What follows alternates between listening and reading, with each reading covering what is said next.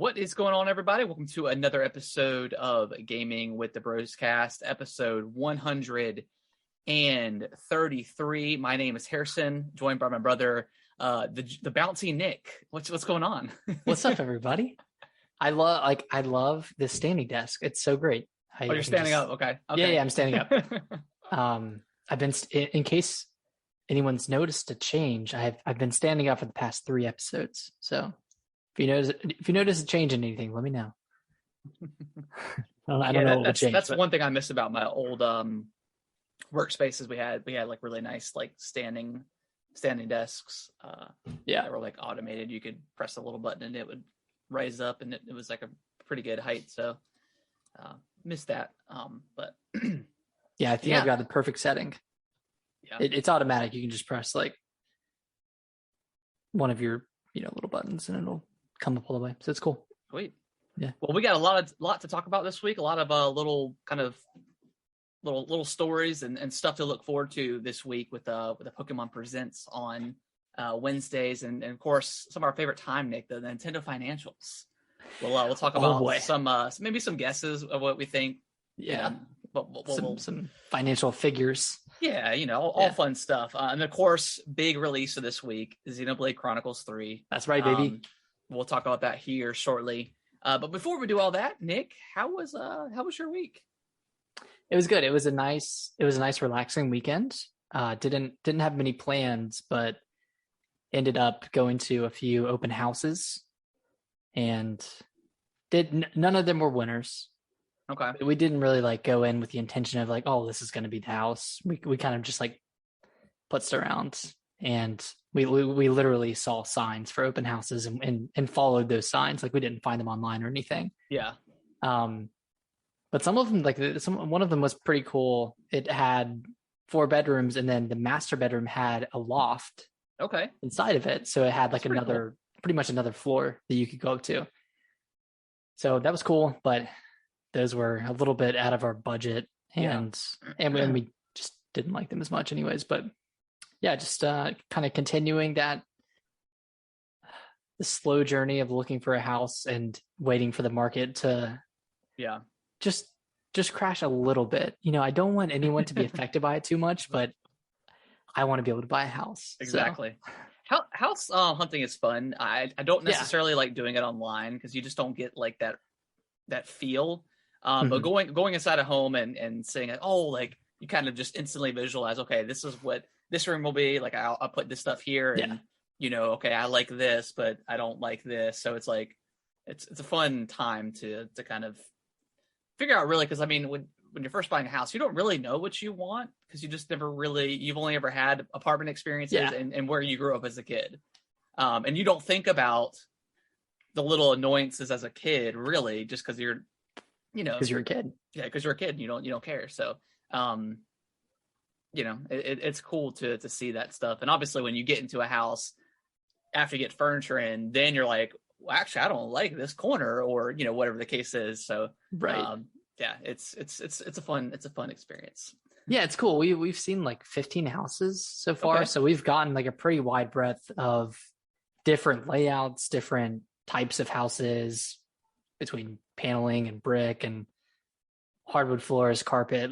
We've kind of seen a lot of it so far. So yeah, it's cool. It's not really stressful because we're willing to wait at this point. So it's really just if we see a house online, we'll go see it in person and see what happens with no real pressure. Right. Yeah. So yeah, it's fun. But yeah, that's pretty much my weekend. But you went to GalaxyCon. I went to GalaxyCon a couple of weeks ago. Brittany had pulled, and I had heard of it before. I was sort of familiar with what it was. It's pretty much it was, once we got in there, it was pretty huge. But I would imagine it's probably just a microcosm of what a San Diego Comic-Con is or something like that. Yeah. So. But it was awesome. So yeah, she found online, and there was a couple of people that she wanted to see. And so I was like, well, you know what? I've never been to something like that. I would love to. Let's do it. And we bought the tickets, and we ended up going. And it was awesome. There were so many so many cosplayers, and they all look so cool. Like I saw them around the city. Yeah, on there was. Sunday. Oh yeah, it was. Yeah. It was pretty awesome. And like everybody looked so good. Like there. I don't think there was like necessarily a bad one that I saw. Like there was one that was. I wish I got a picture, but it was Pyramid Head, and he was sick. He or she was standing right outside of the line, outside, because they had like a bunch of food trucks too outside. And it looked awesome. There's a bunch of like clouds with their giant swords. Like it was cool because you walk in and like you get your scan your ticket in, and then they have a prop check in, so you have to like make sure that your prop is safe to bring in. So it's I mean, most of it was like probably cardboard stuff, but I guess if someone tried to bring in like a real sword, like probably sure that it's a fake sword. Probably not a good idea. But it was pretty much like, for the most part, it was pretty much like like you couldn't really walk quick to the event. Like there was just so many people. But it was really cool. They had a bunch of like vendors there, selling, anywhere from like comics to Pokemon cards to I don't know, toys, Funko Pops, so many Funko Pops. Did you get any? I did. I got let's see here. I got a Dragon Ball Z mystery box. Whoa, sick. Which was cool. I got let's see. It was cool. It came with like a blanket and stuff, and like I bought me some. I love my socks, so I got me some Avatar socks. That is very cool. Which I mean, stuff I probably could have bought in anywhere, but when in Rome, you gotta. It's more fun this way. I bought me an Ahsoka Star Wars Funko Pop, which I tried to get signed, and that's where the next part of my story is going. So, oh god, obviously at these events, like they have like famous people. Like I got to see Brandon Fraser. I got to see Giancarlo Esposito, which is super cool. Like seeing like a celebrity. Because I've never really seen a celebrity in person like that. Who does he play? He plays Gus Fring from like Breaking Bad. No way. Yeah, so he was there, and he was like in a suit, like just looked exactly like he does in the show. So I think that's just the way he dresses. And he was, and his like we could have gotten a signature from him because his line was pretty short at the end, but like most of them were wanting like $70 an autograph, like $70 like a photo. Oh my gosh. Ashley Eckstein. The girl that voices the character on the Funko Pop, Ahsoka in the Star Wars show, she was $100. And which I get it because people get signatures and they resell it and stuff online. So I get it, but still it's kind of crazy. Yeah, it's like you already pay out not a huge price up front for a ticket, but you pay the ticket to get in, and then you see them, and then you got to pay money for them for their signature. So I understand it. That's how they get paid. That's they're not doing this stuff for free. So and with like the resell stuff, I get it. But Brittany ended up meeting the one that she wanted to. That was I can't remember his name, but he plays a character in Gilmore Girls. Okay. He plays Luke in Gilmore Girls. Luke from Gilmore Girls. He's like the guy with like always wearing like the plaid shirt and like the backwards hat. But she made like a Gilmore's like cup with all like the outline of the characters in the show, and she had him sign like that area of the cup, and he was like only like $30 a signature, so pretty reasonable. Oh, nice. That's awesome. So yeah, I mean they had like Steve Downs there. They had that plays Master Chief. They had Jen Taylor there that plays Cortana. They had Chrissy. Chrissy was there from Stranger Things, which we missed. We didn't know she was there. I think she was only there maybe one day. Wow. Like the Chrissy, wake up, that girl from season 3, from season 4 of Stranger Things. The one that like, Oh yeah. So she was there. That's awesome. And we didn't know, like we had gotten a win that she was there, but I didn't see like a flyer for her. But I didn't know her name in real life. And then when we got back, I went on TikTok and there was like a GalaxyCon TikTok, and they're like it showed like Chris. I was like, oh, she was there. That would have been cool. So yeah, like they had a bunch of different people. They had Christopher Sabat, which he's the one that I really wanted. I brought my Dragon Ball Z Fighters game case to get signed. He plays Vegeta. In that, and his line was just super long all day. And after I had waited, because I had waited in line for Ashley to get her signature for about 30 minutes. And then I didn't think about asking about like the price.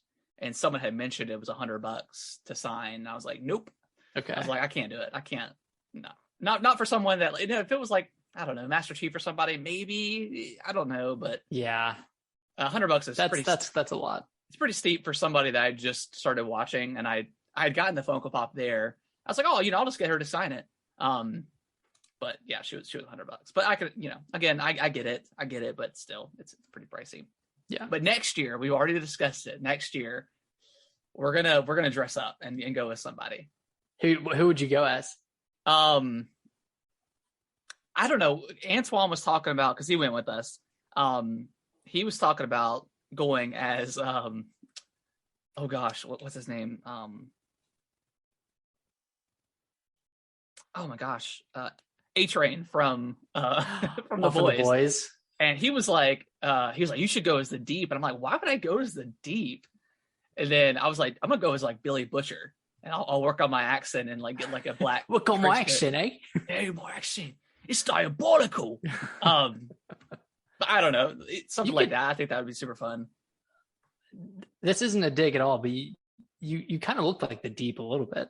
Well, that's what Brittany was saying. I was like, well, if I go as a Deep, like I'm gonna go all out. Like I'm gonna start working out and like get like ripped abs, and I'm gonna like, I want you to like make prosthetic gills on my skin. That'd be I'll just go shirtless.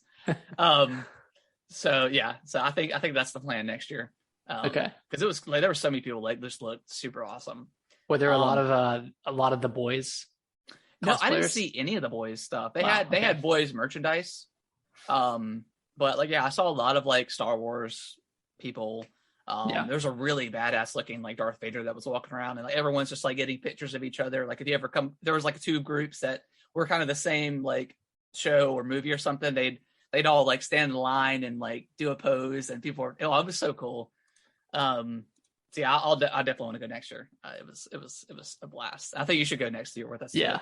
Yeah, I want to go. It was super fun. Just a lot of different stuff to look at, and a lot of like different art that people made and stuff like that. So yeah, I did look to see if there were any tickets when you texted me about it, or when you told me about it last week, and this Saturday it was all sold out. So yeah, we ended up getting our ticket like on Tuesday or Wednesday, in which we actually missed. They call it like the after dark tickets, so it went from like 3 to 7 or whatever.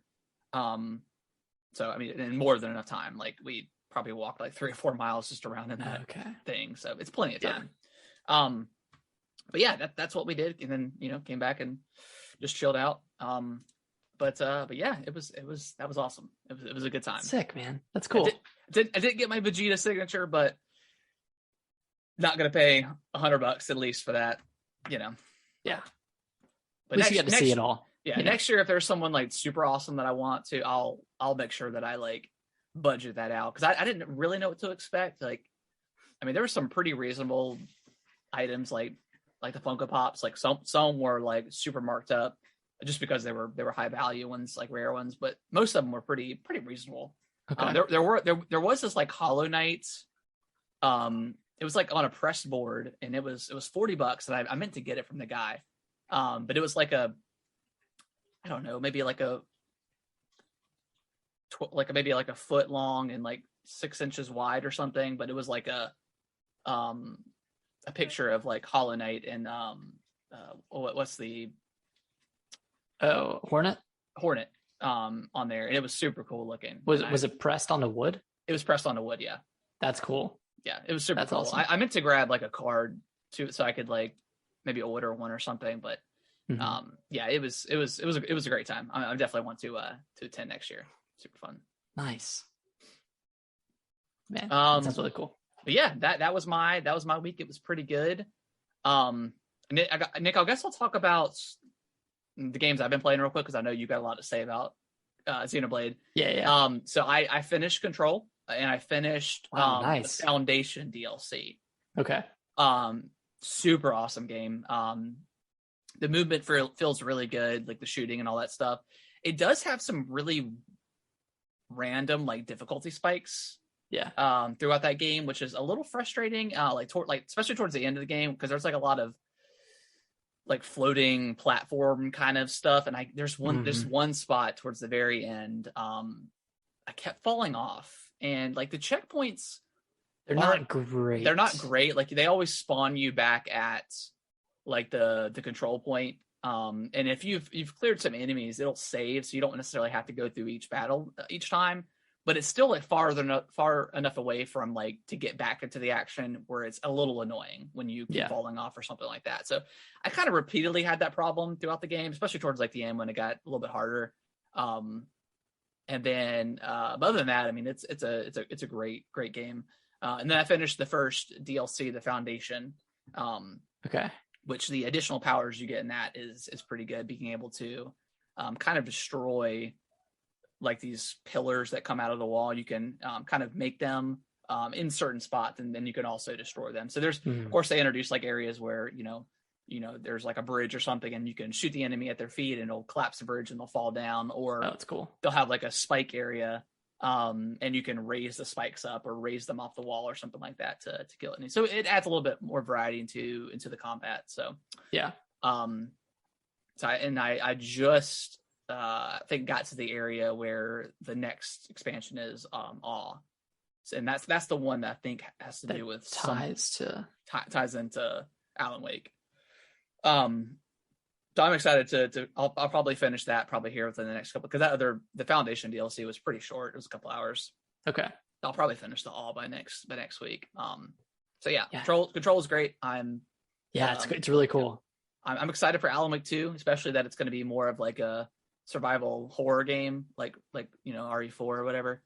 Is that next year? I believe so. 2023. Yeah. Okay, I think so. And then the next game I played is Multiversus, and I totally forgot about this. I know it had been in a beta for a little bit, but for those who do not know, it is kind of Warner Brothers' answer to Smash Brothers. They've got like they just added LeBron James from the Looney Tunes, or the tune I don't know, the what's that basketball movie? Space Jam. They added him, and he's got, of course, he used like a basketball. He's kind of like a ranged character, because each character has like a different like class. So it's pretty similar to Smash. Like there's still like a stocks involved. There's still like percentage based. It's way better than Nickelodeon's like All-Star game. It feels a lot better as far as like the controls go. But yeah, they've got like Ultra Instinct Shaggy in it. Like they've got Iron Giant. They've got Superman, Wonder Woman. Yeah. So there's gonna be so many characters that they can put into the game, and they're doing, I don't know if it's weekly or not, but they're doing like a rotation of the characters, because you only get like 3 or 4 free ones at the start. And they're gonna like rotate them in and out, so you have like a chance to try them out before you. That's pretty cool, because it limits you and forces you to play as different characters. And I think that's a good idea for a free to play game to do that. No, I think if you buy it, you just have it, but they're just going to rotate the free characters out. So if you buy the game, you get all the characters. Is that how that works? I think there is an option, like a $100 option, where you can buy everything and whatever. But if you buy a character, you can play as it. Yeah, whatever. even if it's rotated out of like the thing. So gotcha. They're just gonna kind of rotate like free ones in and out, just give everybody an opportunity to check them out. But it's really good. It like I said, it's class based. There's 1v1s, there's a 2v2 option, which I think, and I have not played that yet, but I think it's heavily implied that they would prefer it, because even like on the 2v2 that says like that's the recommended one, because I think a lot of characters work off of each other, so you're trying to do combination moves and stuff like that. So it's cool. I'd recommend it. It's free to play. So I'll check it out. Yeah, it's pretty cool. The like I said, the movement feels good. So yeah, I'll probably play some more. I think it's in like its season 0 thing, but I think it ends sometime this week. So there's some stuff you can unlock, and then it's going to go into the main main battle pass or whatever. So Okay. it's cool. It's definitely way better than that Nickelodeon thing. Is it on Switch or is it just PC, PlayStation, and Xbox? I haven't checked if it's on Switch, but I think it's just on PC, Xbox, and PlayStation. I could be wrong though. It may be. It should be able. It would definitely be able to run. Like graphically wise, it's not anything insane. Let me just look that up. Yeah. It is on. It's not on Switch. Not on Switch. On everything else. I wonder if it's coming soon because I definitely feel like that could run and also, be a good platform for that. But yeah, pretty cool game. I'm probably gonna play some more of it. It's kind of hilarious to see Superman versus LeBron James, but that's kind of the wackiness of those kind of games. So I mean, they can literally put anybody in there. So it's so funny that LeBron's character. Did you see that his like each character has like a first first appearance? His was just his birthday. Oh really? Yeah. It's hilarious. All right, but that is all I have been playing. I'm gonna stop talking. Nick, Xenoblade Chronicles 3. It's out, baby.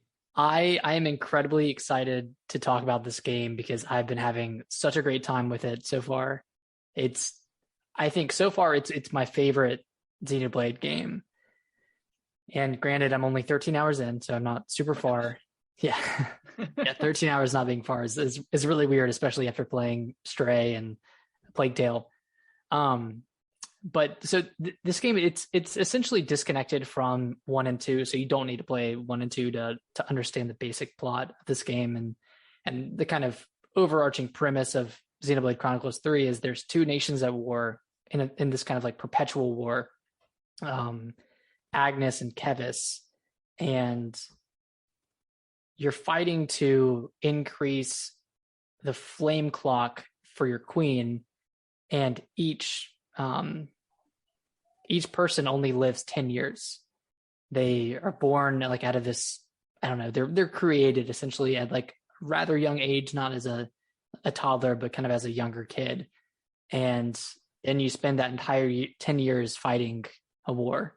Okay. And the goal of your life, essentially like the overarching goal of your existence, is to live the 10 years and then have a homecoming, which is at the end of your 10 years, you're welcomed into the embrace of the queen. And that essentially means, you go to heaven or whatever. And if you die prematurely, let's say you die in battle or die in war or die from another cause, then you're not accepted into the queen's embrace. So that's kind of the goal. That's kind of the goal of, it's kind of a interesting premise. And the characters you're following, they're kind of at the end of their lifespan. And not to get too deep into the weeds, but you play as an Offseer, and that Offseer's name is Noah. His role is to help fallen soldiers or fallen enemies or whoever else kind of pass on into the next world. So he has like a flute that he plays. Okay. And you and your teammates meet up, through some circumstantial stuff. You meet up with enemies essentially from the opposing region. Okay. And you meet another Offseer, and then you guys kind of team up for a specific reason, and that's kind of your party. And so that's kind of the premise of it. It's kind of convoluted at first, but it's really good at introducing the story, introducing the characters. And for anyone who's played 1 and 2, it is way better at introducing the mechanics of the game. Okay. It does it in a more nuanced way that doesn't like throw everything at you at once, but it still gives you enough to have like a sense of satisfaction with the combat and a sense of progress. So, okay. I'm not getting too many tutorials now, but I was getting tutorials up until like 10 hours in, just showing me different mechanics in the game. And each one, like when I got to each tutorial, I was like, dude, that's really cool. Like that is a really exciting part of this game that just unlocks, and I can't wait to use it. Like just being able to switch classes, you can switch classes with your teammates, and then you can level up your class, and then once you level up that class, you can use the abilities with your main class. So you can kind of like switch around and kind of like min-max your characters that way by, getting abilities from different classes, from the defender class, cool. attacker class. So yeah, that's pretty cool. And then, just the cutscene direction, the art direction, it's all like so spectacular. It feels very, very anime at times. Yeah. So graphically it looks pretty good. Graphically it looks pretty good for the Switch.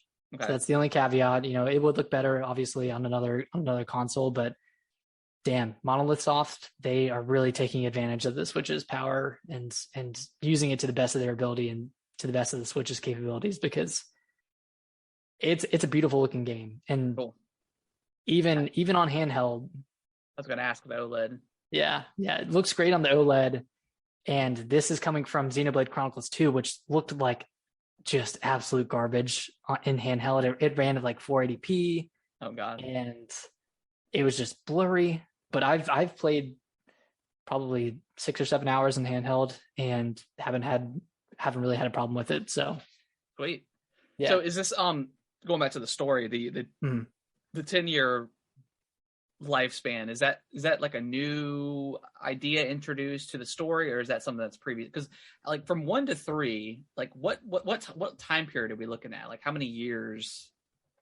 I think 3 is, I think it takes place way after 1 and 2. Okay. So it's not really anywhere close timeline wise. So really, I mean, you don't need to know much. I mean, because I guess without, I'm not going to ask that question, but anyways, yeah. Yeah, you really don't need to know much about 1 and 2. The whole 10-year lifespan, that's completely new to this game. It's a new concept. Okay. And I mean, that's similar to how 2 was. Like those games, 2 and 1 weren't really connected, so to speak. Yeah. And it's the same for this one. And, I'm sure that'll change at some point throughout the story. But, as far as the first 13 hours goes, like you could come into this game completely not knowing anything about Xenoblade 1 and 2 and be fine. I mean, aside from familiarity with the combat, which is relatively similar to 1 and 2, it's kind of a mix of both, kind of the best of both worlds, in my opinion. Yeah. Aside from that, like you could come into this game without knowing much and be just fine. And yeah, oh man, this is going to be a game of the year contender for me. Cause really? Okay. Yeah. The story is just so gripping. Like I sometimes I have an impulse to sometimes I have an impulse to skip cutscenes, especially if it's like if it's a longer RPG, if it's a slower game. But this game, like I'm here for every cutscene. I'm here for the character development. I'm here for the relationships between these, differing regions and, different people. It's a great game. It truly is a great game. I feel like I'm missing out right now. I went to Walmart Friday, and was it Friday that I went? Yeah, I think it was Friday. Walmart usually has their games $10 off. I think they've stopped doing that. Well, they still had some that were $50, but Xenoblade 3 was $60. So I was like, well, okay. If it was $50, I may have gotten it. Yeah, I know. I feel like just for the sake of game of the year, I think I need to play this game. And I feel like if I don't play it now or within the coming weeks, you're not going to play it because there's just so much stuff coming out. It's the perfect time for it. Let me see. August. All right, so I'm looking at the games coming out right now. I would say the next big one is Splatoon 3. So we're coming in August. So let's see.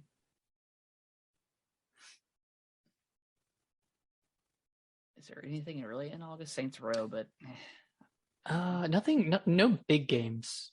I know Cult of the Lamb is coming out. I want to play that one. I do want to play that. Yeah, that looks really good. There's nothing else in August. But just to sell it a little bit more, I just want to talk about an experience I had. Did you get it physical or did you buy it digital? I got it digital. I've 1 and 2 digital as well, so just went with that again. But I was at the end of chapter 2, and I was facing this like badass boss, right? Just the music. Oh, and by the way, the music in this game it gets you so pumped up. It's so incredible. Yeah. But there was this like really, really badass boss, and it was like a pretty long fight. Like it had multiple phases, it had cutscenes in the middle of it. And Alicia was watching me play, and she's like, "Oh, so this is like the end of the game, right? Like this is like the last fight." I was like, "Oh, no, it's not." And she asked me this like multiple times throughout the fight. She's like, "This seems like the last fight. This seems like a final boss." And I was like, "No, babe. The battle has just begun." That's what I was going to ask next. The boss fight's like pretty epic. Yeah, I've only fought like one major boss so far, but the one I fought was pretty epic. The cutscenes were pretty spectacular. Like they were like anime level. Like they got me hyped up. Nick, I'll let you answer this question, but Rizky over on YouTube, he said since I haven't played it yet, he says, "What's your opinion about people trashing Xenoblade 3 because it's not 60 frames per second? Can you? Does it run well enough to even think about that?" I get it. Like, you know, you're mad that the game's not on your preferred console, whatever. You might have a Xbox or PlayStation and you want it on there, but you know, Monolith. I think if it's optimized well enough for the platform it's on, it's optimized well, man. Running at a consistent 30 is probably fine. Like, yeah. Should we? Should we drop out real quick and come back? Yeah, let's switch over. We'll be right back. Yeah. So I don't really care what people say if people are trashing it, because it doesn't impact my enjoyment of it, and those people were never going to play it. Well, why? I just don't understand why people trash. Because the Switch is, I don't know, man. I feel like the Switch has like these really good exclusives, and people secretly want them on their console of choice. And yeah, you know, just the way the cloth is cut, like Monolith Soft is owned by Nintendo, or they're, you know, second party to Nintendo, and this franchise just isn't going to come anywhere else. And you know, it is what it is, man. Like it runs great. I just don't get it. Like that game would be so much better if it just played on, like, you probably haven't even played it to even know. Yeah, like all the people who are trash talking, they wouldn't play it if it was on their console of choice, I'm sure. Risky, I didn't read IGN's review or Digital Foundry's stuff. I mean, they gave it an 8 on IGN, which IGN is pretty, I don't know, they're kind of all over the place. Like they give, I don't know, I like them for the most part, but they're kind of hit or miss sometimes. I did read the review, and it was a weird review because the reviewer said they spent 150 hours in the game. Okay.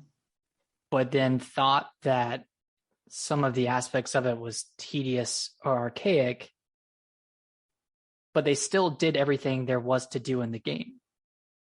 So it's like, that's kind of on you for overexerting yourself and doing every side quest when it's never an option. Like it's never a requirement to sit there and do everything in one area before moving on. Like, I think that really impedes enjoyment sometimes with bigger games. And I think like when I don't really go to a website for a specific reviewer, but you know, if someone's reviewing it, like, I don't play every single aspect of a game. There's some part, like some side quest I don't want to do, or some challenge that, like, I'm not going to do it. Like that's just going to hinder my experience of the game.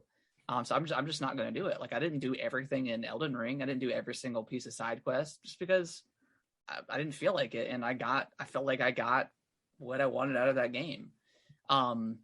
Yeah. I mean, Risky.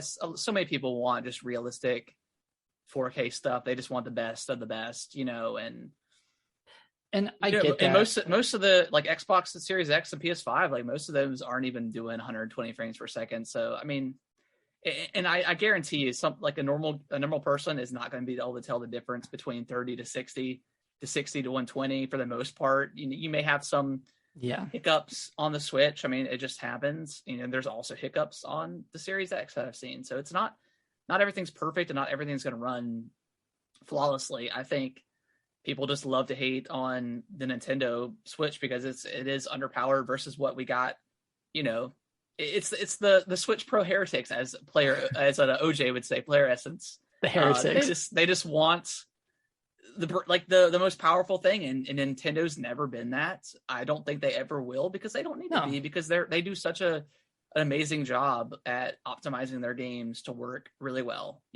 Obviously Breath of the Wild had some issues, frame rate wise. That grass killed it. But it did, also Mario Odyssey ran amazingly. Beautiful. So yeah, it's I have a PS5, I have a Series X, I have a Switch. I have absolutely no problem jumping from, a game like Spider-Man on the PS5 to Xenoblade Chronicles 3 on the Switch. Like, it just hitting 60 or hitting 4K or hitting 120, it doesn't really matter, because if the game's fun, the game's fun. Of course, it has to run okay. It can't run terribly. Yeah, it can't run. It can't run like sub 20 frames per second and be an enjoyable experience. But also, you shouldn't. I don't know. You shouldn't review a game based off of whether it's 30 or 60. If it runs well, either 30 or 60 or both or in between, whatever, then that's perfectly fine. But to caveat and say, well, it only runs at 30. We've just gotten past we barely hit the mark of 60 FPS on console games and that's unreliable still a little bit. Yeah, so we've been doing 30 for a long time. So I don't know why all of a sudden people are losing their minds over frames per second. It doesn't matter. To your point, yes, they probably will bash Bayonetta 3 when it comes out. And I know when God of War comes out, they're gonna, and it's gonna be an amazing game. But they're gonna say that it's the most amazing game of all time, and it's gonna have 60 FPS, blah blah blah. That's 60. It runs at 60 FPS. The photo mode pictures are gonna just plague Twitter. Know. Risky. Nick and I, we love all the consoles. We play everything. So we always just have to laugh at people that just criticize a specific game or a specific console or frames per second. None of it matters. As long as the game is good and optimized well, that's it. We played Legends Arceus earlier this year, and that sometimes ran sub 20, but that was still fun. Yeah, I mean that and it looked like doo-doo, but it was amazing. It was one of my favorite Pokemon games of all time, because it was so new, such a fresh experience, and it ran pretty poorly in some spots, but I think just the overall gameplay made up for it. So, Yeah. But to cap off Xenoblade Chronicles 3, this could end up being one of my favorite JRPGs of all time. Yeah. Oh, Nick, I might pick it up this week. Like you said, I think it's a perfect time, because once we get in September, it's going to be hard to, Yeah. I mean, I think everything we know is coming out, unless we get something Metroid or something like that. But that probably won't come out until October or beyond. So, yeah. Oh no, Arceus was great. Arceus was great. Yeah, it was a great game. Yeah, I 100%ed it. It was great. Yeah, I still need to go back and collect everything, or get all the rest of the Pokemon. I guess I should say 100%. I should say. Yeah. Caught all the Pokemon. Yeah. Which, I mean, that's, you go, did you do every side quest? I mean, there's a lot of there's a lot of mundane quests? Yeah, a lot of mundane side quests in that game. But yeah, it was a great game. So yeah, Nick, any final thoughts on Xenoblade? You definitely recommend it? I would 100% recommend it. If you're on the fence, I wonder if they'll do a demo for it. See, the thing is, I don't know how well this game would demo. Yeah, because they would have to choose a really, I don't know. I feel like they'd have to cut out a section of the game and almost show that.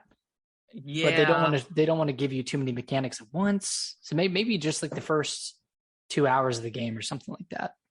Yeah, that may be hard to maybe do, especially when you're getting new stuff 10 hours in. That may be a little hard to demo. All right, well, let's go ahead and we'll move on to some news, Nick. We got the announcement of the Course Wave 2 for Mario Kart 8. Wave 2. That's coming out, I believe, Friday, August 5th. Yes. Bunch of new tracks, 8 new tracks. One of them is brand new, which is cool. So yeah, I think that's awesome that we're actually getting new tracks and not just remakes. So I mean, were there any new ones in the first wave? There wasn't. It was all remakes. I think a lot of people thought that first wave was like not super strong, but I think there's a couple of fan favorites in this one. Forgive me, I don't know a lot about Mario Kart, so yeah, brand new tracks. So that that sets a precedent. I don't think they'll probably put a new track in every single wave, but at least that's an option, possibility in the future. Yeah, something to look forward to. So, and then the next one here, Backbone is released a PlayStation themed color variant for their mobile device. I thought it was a little weird. Like, it made sense for like Xbox having like Game Pass bundled in because you can actually play like on your phone. But with PlayStation, it's just like a controller pretty much, and you use it on your TV. So it's weird. Yeah, I mean, it's cool to have the option. But I mean, this thing's $100, so I don't understand why you wouldn't just buy a controller. Well, you can stream games to your phone, right? Can you? Oh, okay. I thought you could. I thought that's kind of what this was covering. Okay. I don't know if you can stream newer games, but I think you can stream games in some capacity. Okay, maybe that makes a little bit more sense, because I thought it was just as another controller, and I thought that was super weird. Yeah. But yeah, it's like that off-white that PlayStation has. Some people were like, well, why didn't they do like the set sticks instead of the offset? But I don't think they're going to completely change their device for that for PlayStation. Yeah. So that's cool. Nick, you want to read the next one? Another kind of weird one? Yeah, this is super weird, but the Meta Quest, or the Oculus Meta Quest 2, the price is going up by $100. So for I think it's the 64 gigabyte model, that one's $299, so that's going up to $399, and then the 256 gigabyte model is going up to $499. Yeah, this is, I mean, and they say it's due to crazy. Like inflation and the costs of increasing costs. I don't buy that shit. I'm sorry. I get it, but like, dude, your Facebook, like you have so much, like, eat the costs. Like, just I don't know, man. I think they're losing a lot of money on this VR stuff. Yeah, I mean, I think they hedged their bet, and they could have hedged it in a different spot in VR, but they chose to go with the metaverse. And they should have just put it into games and making cool games. Yeah. I mean, I think it's like the device itself is great. Like it's cool. Like, it feels comfortable, like, and all that stuff. But yeah, this is kind of like you don't really hear of this often, where a device that's been on the market for 2+ years gets an increase all of a sudden like that. I don't think that's going to make people want to purchase this thing that hasn't already. That just doesn't make a lot of sense. What it does worry me, though, is now that that's priced that way, what the heck is the PSVR 2 going to be priced at? Like, is it going to be like a $600 device? Because they could get away with that. They certainly could. I mean, the PSVR 1 was what, $400? It might have been $499 at one point. Okay. And then they had a price decrease. So I can see this one either being $399 or $499, because when you're comparing apples to apples with the Quest and the PSVR 2, the PSVR 2 is still tethered. Right. Yeah. It still has that nuisance. Yeah. Still using the power. And granted, it's going to be a lot more powerful than just the base Quest 2 is going to be, or already is, but it's still tethered. It's still a harder sell than the Quest, and it's even harder because it's in a more niche market. It's in the market of PS5 owners, which few and far between. Yeah, it's getting larger. The base is getting larger, but it's still not as high as your regular Joe Schmo who's like, oh, I want to try out VR. I'll get this $299 headset. Not too big of an investment, but if you Yeah, it's a hard sell if you want to sell it for 500 or $600. The PSVR 2. I think it's gonna at least be 5. You think so? I think You think so. at least? At least 5. I don't I mean, like it. I think it's too much, but for like you said, if it was a wireless experience, that would be a little bit different. But also, I think they want you to have to use the PlayStation 5. I don't know. It's weird, but yeah, I'm thinking at least 5. At least 5 for that. That's a lot. So you have to pay $1,000 for this. Yeah, to be able to play it, to get the console and then play it. I guess that's fair though, because the other VR headsets on the market, like the HTC Valve, like those are pretty expensive. They're still, it's still way cheaper option. Yeah. So and that's why I feel like maybe that's what they'll be pricing it at, because they can, with the Oculus being priced at I'm never gonna call it Meta. The Oculus Quest. I've still got. I was almost getting ready to throw away my the box for the Oculus Quest, and I was like, you know what? No, I'm gonna keep it just because it's a piece of history now at this point. Yeah.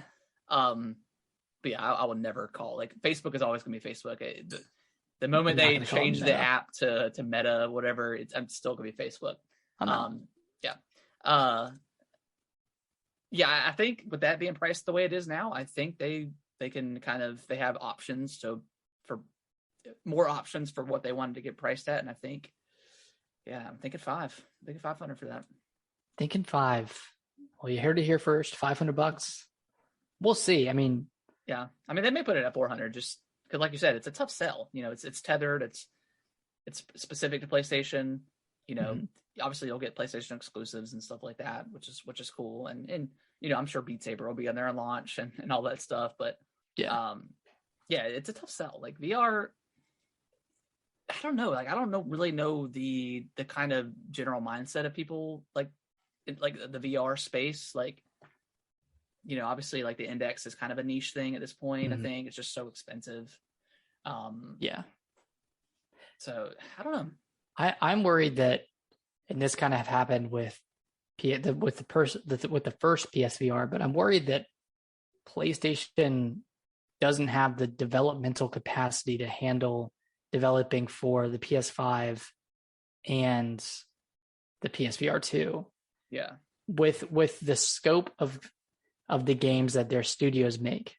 Yeah. Like with God of War Ragnarok, with all of these larger games that take 5 years to make, Yeah, they're going to want to put out like pretty high quality stuff, and I'm curious to see what that Horizon thing turns out to be like, because that looked really cool. Looked awesome. Like, it had like aspects of like that climb game where you're climbing an environment, so it looks cool. If they could do something that's really awesome, and maybe something like not as large as, like, don't be such a big scope. Obviously they're not going to have like open world stuff, but like just tone down the scope and make it a really awesome, like, 4 to 5 hour experience. Like, cool. I don't think anybody wants to spend 10 hours in a VR thing, but yeah, and that's another part of it. Like, I'm still struggling to understand what the space of VR is supposed to be like for gaming, because I can't do it for more than an hour. Yeah. Because I just get sweaty, I get uncomfortable, I start to get fatigued and, get a headache. I mean, you get pretty motion sick a couple minutes into, a first person game, which is most of them. And it's just a hard sell. It's a hard market. I feel like it's not advanced enough for what people are trying to do with it yet. Yeah. Yeah. Cause I mean, it's such a, like, it's hard for me to be out there because I can't really, I mean, I could play in here, but I'd be afraid to, but I go out there and I'm sitting there swinging my arms. Like, I don't have an idea. Like, it's such an enclosed, like, system. Like, you could have, hey, watch me on my phone, like, watch, you see what I see, but it's still like closed off. So like, that's, it's easy to come in here and like play a game and like the kids need something and I can pause it and do it. Like with the Oculus, it's, let me take off my headset. Let me take off the headset. Let me put the controllers down. Let me make sure I put it somewhere where it's not going to break. It's a lot to ask, and for a short amount of time that I want to play it, and then I play it for 15 minutes, and then I'm like, whatever. So yeah, I don't know. Yeah. I don't know if VR is necessarily for me right now. I don't know. I mean, there's obviously some really cool stuff. Like I still think Beat Saber is incredible. Like that's such a fun game to play. Yeah. But yeah, I don't know.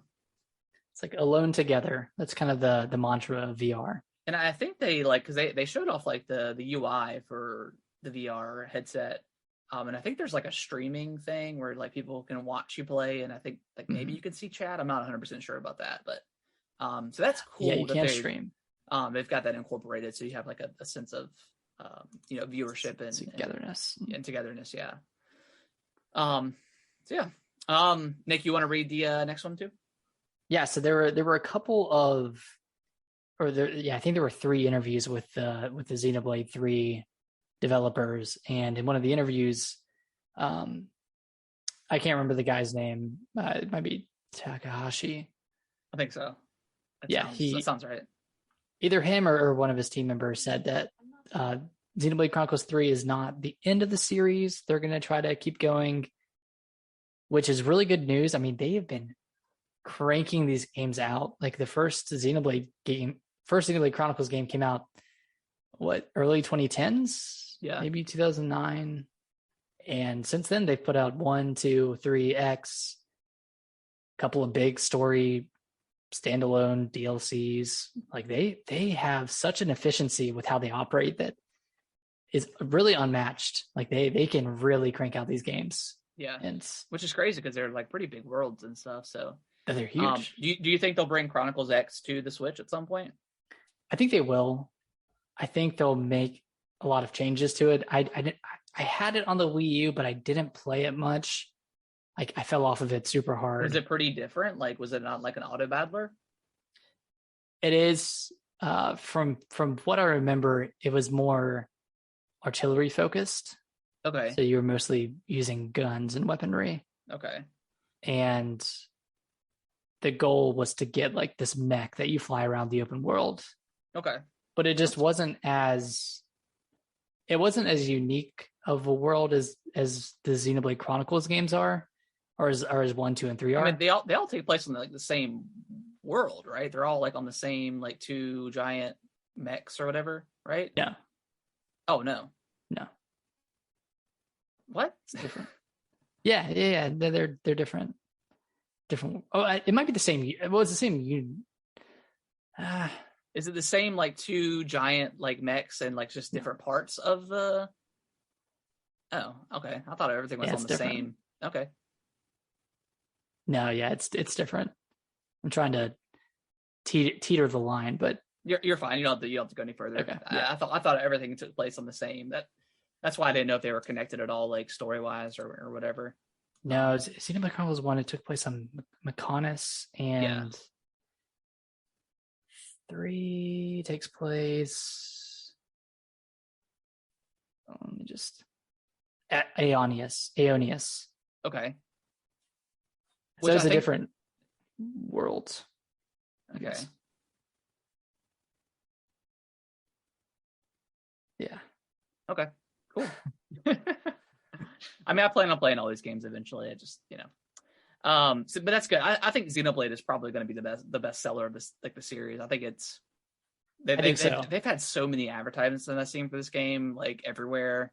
Obviously, I think the trailers did a lot of good stuff for that direct they did. The directed to July was really good. I got a lot of people like just in the comments that I saw were like, wow, I never played a Xenoblade game, but this looks really cool. So I think this and obviously Switch games just sell better on the Switch. Everything just sells better. Mm-hmm. Like Kirby's is bestseller. Metroid Dread is the bestseller. So I mean, games just sell good on the Switch. So and it's such a Cinderella story too, because like we just learned about this game this year, and it came out earlier than expected. Like, when does that ever happen? Like that. I've never heard of that happening before. The special edition stuff is a little weird, but I guess they probably didn't plan. They probably they anticipated it coming out in September, not July. But next up, there was it kind of feels like Rockstar leaked this themselves, but it's like kind of a feel good story of Rockstar like turning around their crunch and like their they're kind of like their culture and stuff like that, which is, great to hear because you've always heard that Rockstar's culture is kind of rotten. So that's good to hear. But also it kind of gave some information about GTA 6 being the first female-led character. There's nice, kind of like a bond that, like, the story is kind of based off like Bonnie and Clyde. So maybe there'll be like you either play as two people or maybe you just play as and I believe she's Hispanic. So maybe you'll swap between like you do in GTA 5, or maybe it'll be like straight up co-op, that would be a first for like a story GTA, which is pretty cool. I don't know what GTA 6 is though, Nick, at this point. Like GTA 5 was okay. It wasn't like my favorite one in the series. Obviously the online is what the online is where. So what is that? What do they do? I don't know what GTA 6 is. It's like, do they care about making a good story, or are they just trying to get the player from the story to the multiplayer as quick as possible? Because that's where the money is for them. Like, absolutely, they've made millions and millions and millions of dollars off the multiplayer, or off of GTA Online, and they had mentioned in this kind of article as well that it's going to be a multi-city kind of thing, and they're going to and the way to avoid the crunch is they're going to add the cities post-launch. So I don't know. Again, I don't know if that's going to be for the story. I don't know if that's going to be for the online stuff. Because there's rumor that it's supposed to go back to Vice City. But if they're making a story and they're not adding the rest of the game until after launch, then I'm assuming that kind of stuff is mainly for GTA Online. Yeah, that's the way it sounds. I don't think they'd ship a unfinished like story. So maybe the story takes place in one city, but like they'll have multiple cities like online. But who knows at this point? I mean, this game's probably still 3 years out or so. So, hopefully this. I mean, do you think this will come out on current gen on PS5 and Series X? I think so. Yeah. Okay. I think so. I don't think we can go into the next series of consoles and GTA 5 gets re-released again before GTA 6. That's true. Insane. Very true. But yeah, we'll see. Next up, Switch Sports got its summer update. They're allowing you to use the leg strap now to play soccer. Mm-hmm. I don't know if there's anything else in this update other than that. Maybe some improvements. There's a couple of new moves for volleyball, which is good because that one only had 3 moves. You can pull off slide attacks and rocket serves. Okay, that's cool. And then they've added a pro league rank. So players who've reached A rank can now strive for 2 even higher accolades, S rank and Infinity rank. And then you'll also be able to easily join a friend's match online with new room IDs. So I wonder how many concurrent people are playing this game right now. Probably 10,000. Because this is probably like, I mean, I fell off of it so incredibly hard. Now we haven't played like much of like doing like a family night or something, which we need to. But yeah, I haven't really played it since like that first couple weeks. Yeah, same here. I'll be back when there's golf. I'll be back when that comes. Yeah, I'll check that out. I think this is kind of like the last straw for me for anything sports related from Nintendo. Mm-hmm. Yeah, they just don't do it right. Yeah, I mean Mario Strikers, like people like the gameplay, but it's just lacking content, and that's just kind of the same story that happens over and over again. I'm glad I skipped that one. Really glad I skipped it. I am too. Yeah, I played that demo, and it was cool. Like I liked it, but I could just see it was going to be the same thing as Super Rush. Mm-hmm. So, but this one was like a budget title. Like I think it was $40 without the left, or $50 without the left strap, maybe, or 40, or I think it's 40 without it. 40 without it. Yeah. So I didn't feel completely ripped off because $40 it's not too bad. Budget title. Annapurna had a showcase last week. They did. I didn't really see anything like stick out for me. They did. They're having the next gen or the current gen release of Outer Wilds, and what's the other one? The Edith Finch game. Oh, The Remains of Edith Finch. Yeah. Which I think I may go back to Outer Wilds because I never actually did finish that. So that may get me into that one. I think that comes out next month, I believe, in September. I didn't see anything else. Nick, did you see anything? I'm having a hard time remembering it. So the last game they showed is called The Lost Wild. It was a survival dinosaur game. The dinosaur one. Yep. Yeah. That was really all I saw. I didn't really take to any of the other games that were shown off, to be honest. Yeah.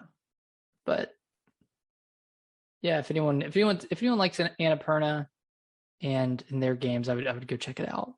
I'm not a huge Annapurna fan. I've only liked a few of their games. Yeah. I think. Yeah, they've got a couple of decent games, or a couple of games. Did Stray? Did they do 12 minutes? They did do 12 minutes. Yeah. They published that one, yeah. They also did Neon White. Yeah. They showed 12 minutes in the trailer and I about turned it off. Actually, I do like Annapurna because Outer Wilds, Stray, Neon White. They got some good games. Yeah. They got some good stuff. Yeah, nothing really jumped out at me that I saw, but it is what it is. Nick, do you want to, I haven't seen this yet, Nick. Do you want to read the next one? Yeah, so it's kind of weird because this hasn't really materialized in a major way yet, but there's been some rumors going around that Sony is trying to buy Square Enix, and that is one of the reasons why Square sold off a couple of developers earlier this year, is because they were trying to just like get all those out of the way. Yeah. Just kind of dump those investments because they wanted to, look better from a buyer's perspective. Yeah. So there's rumors that that's going to happen. I don't know if there's validity to that at all. I don't know if that's something that's realistic, but makes sense. I mean, they've always gotten along. Yeah, they've always done a lot of exclusives with, especially with Final Fantasy. So yeah, I mean, I could see it. That could be the next one. I figure they would have already eaten them up already, but yeah, I guess that does make sense that they kind of cut ties with these other developers. How would you feel about this? It doesn't really matter to me. I mean, what are we like? Final Fantasy is, it would go console, exclusive. What else? They have the Nier series, I guess not Tomb Raider anymore. They have Outriders, Kingdom Hearts. Yeah, I still think they would allow stuff to go to Nintendo. Like, see, that's the one thing that I would still want is like games like Live Alive, like the HD 2D games. Like if those still came to the Switch, then I wouldn't really mind losing out on games on the Series X. But I know that a lot of Square Enix games go to Game Pass. That's true. Or at least eventually make their way to Game Pass. So that would be a big loss for them. But yeah, I mean, I would be fine with it. I think, I plan on getting a PS5 eventually, so I won't not ever be able to play these games again. But yeah, I think that's probably the biggest one is like Triangle Strategy, Live Alive, Octopath. I mean, that's on Xbox now and the mobile version now, I think, which is kind of weird. Anyways, wait, what? Sorry, what did you say? I think there's a mobile version of Octopath now. Oh yeah. Yeah. Yeah. So yeah, as long as like I think like because I feel like that suits well with an intent like with the Switch, like those JRPGs. So hopefully they can keep that, but we'll see.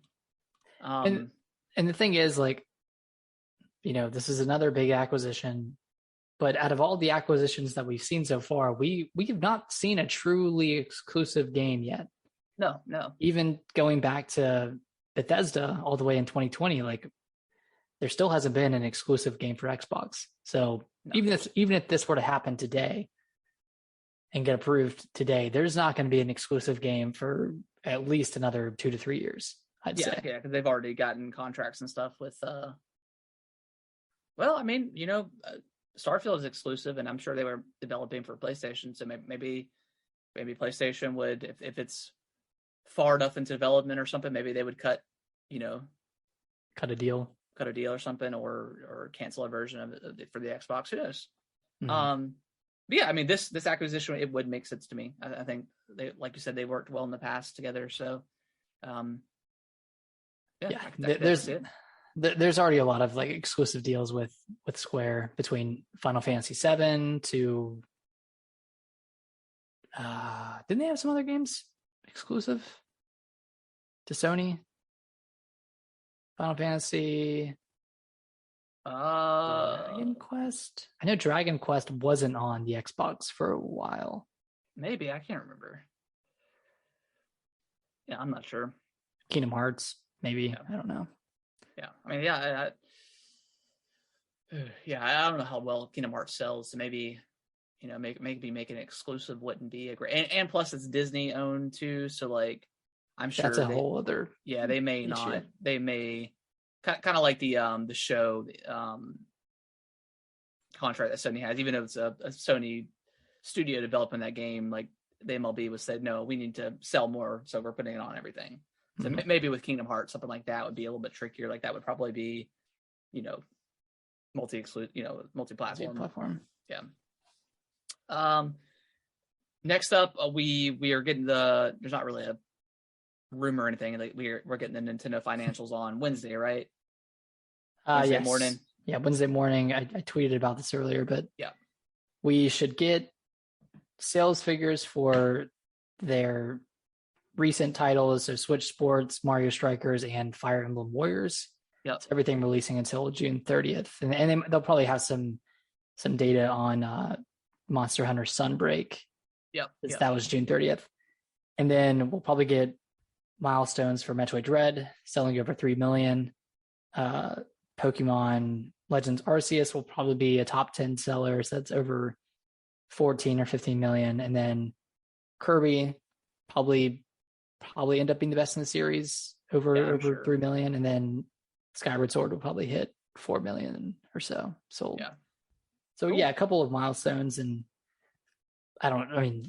there's never any announcements or anything, so don't expect like any Switch Pro or anything like that. But I'm sure it'll come up. I'm sure there's a video out right now or tomorrow that's going to go up. Be like, financial numbers leading to the Switch Pro, or an investor is going to ask in their investor in their shareholders meetings, like someone's going to ask, is a new updated model on the horizon, and they'll say, we're always thinking about new hardware, but we wait until the right time to announce it. Yep. So, or maybe they'll say, Metroid Dread sold 3+ million copies. Get ready for more, and here's Prime. They wouldn't do that though. Here's an exclusive trailer to all of our shareholders of Metroid Prime Remake. Yeah, so we'll talk about that next week. And talk about those numbers. Obviously, Metroid Predator. We're excited for that to pass, because obviously that was about our game of the year last year. So we're super excited we want people to buy that game, because it's truly incredible. It is. And then last up for the news, Pokemon Presents. We got one coming on Wednesday. They're going to show off more Violet and Scarlet, and they're also going to show off some other Pokemon stuff related too. I don't know what the heck that could be. 20 minutes worth of stuff. Yeah, so I don't know what. maybe we'll finally get an update on Pokemon Sleep or whatever that thing was. Pokemon Vita, I can't remember what it was. Harrison, how excited would you be if we got a Pokemon Rangers? Ooh, that'd be really cool. That was a pretty awesome game. Maybe we'll get like some DLC for Arceus. Like just like a new region or a new area to explore. Yeah, new area. That could be pretty cool to get people back in. Yeah. Tide them over until Scarlet and Violet come out. I don't know. We'll probably get like some dumb like app or something, like they always do. But yeah, I mean, I'll watch it and check it out. I'm sure it'll be some interesting stuff, at least for Scarlet and Violet. Yeah, they're always pretty interesting. Yeah, even if they're dumb. Yeah. All right, guys. Well, that is going to wrap up the show this week. Hopefully, everybody enjoyed it. If you can, leave us a review on Apple Podcasts and Spotify and anywhere else that you can leave reviews at. That helps us out tremendously. Nick, where can they follow us over on everywhere? Twitter at GamingWTBroscast. Right here on Twitch at Gaming with the Broscast. You can follow us on TikTok at Gaming with the Broscast. You can email us at gamingwiththebroscast@yahoo.com. And yeah, go give us some follows. Check us out on different social medias. We're around. We're not just here every Monday, but we're also there. Yeah. The rest of the week. So if you want to talk with us or see our reactions to news coming out kind of in the moment, follow us on Twitter, follow us on TikTok. Harrison, you post a lot of clips. I'll post random stuff. Yeah. Whenever I do. But Nick, we've got to figure out when we're gonna do like the Q&A thing, just so we can get it done. And I think we mentioned like every episode, but I don't have the kids at all next week. So, I mean, we can really do it any day next week. Not that it really matters if they're here or not, but, or we can do it like Saturday afternoon or Saturday, something like that. Okay. But we'll announce it on Twitter. Yeah. When we want to do that, but.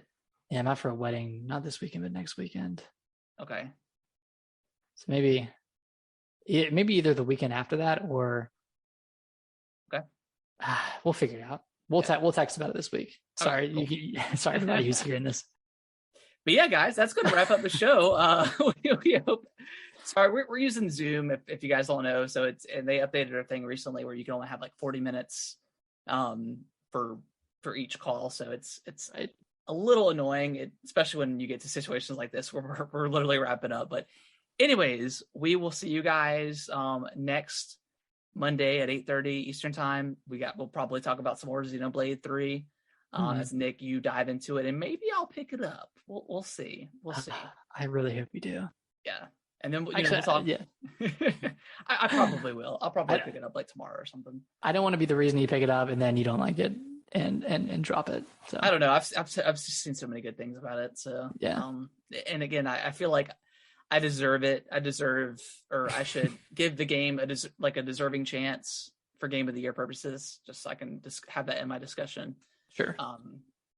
But yeah, I think that's my goal because I got like going to the top 5. Like I haven't played that much stuff, so obviously in the latter half of the year, there's a lot more stuff to play. But I definitely want to try to play as much stuff as I can. Try out different types of games and. Yeah. But yeah, we will see you guys next week. Bye-bye.